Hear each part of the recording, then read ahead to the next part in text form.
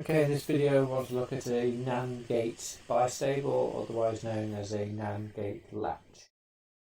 Okay, so the first thing we need to do is to be able to draw one.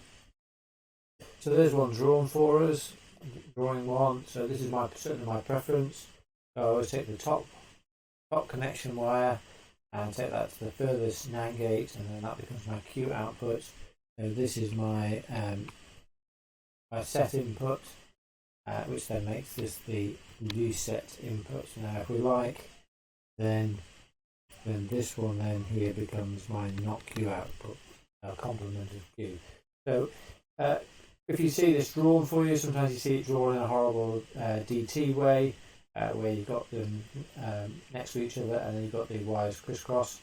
What you've got to do is look where the Q output is, and the Q output, the wire that's directly connected to that NAND gate that's got the Q output then is going to be your set input. A bit of a top tip.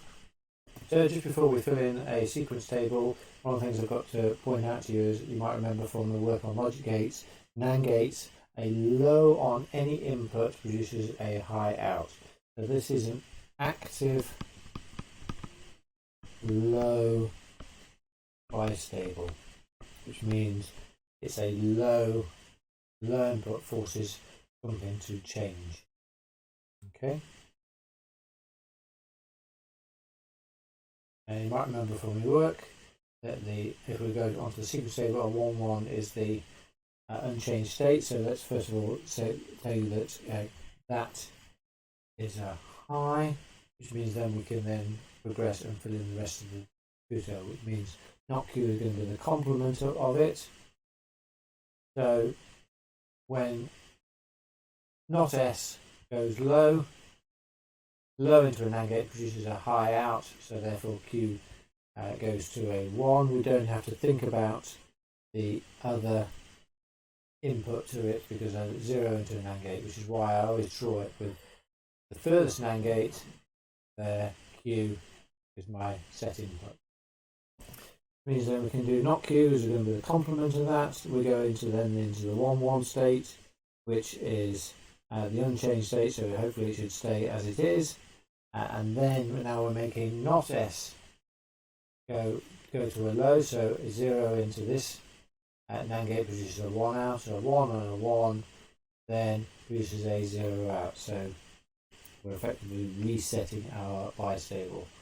Okay, and it's going to stay in that state. Now, because this is an active low bistable, the 0-0 state is what's called is forbidden.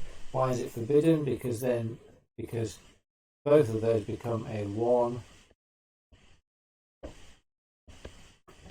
and forbidden because both Q and not Q should be complementary, but they're no longer complementary.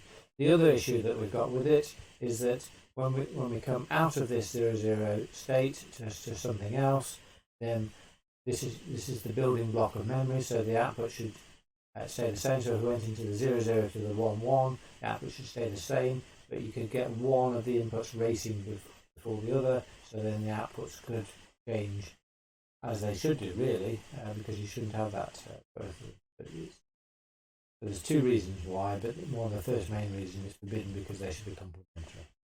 Now we've done the sequence table. That sequence table could quite easily have been represented in a timing diagram, but a sequence table has got a lot shorter to do than a timing diagram. But exactly the same principles apply to a timing diagram as a sequence table. You might see the circuit with some extra logic gates in front of it, to then making it so rather than being low inputs, it's then high inputs.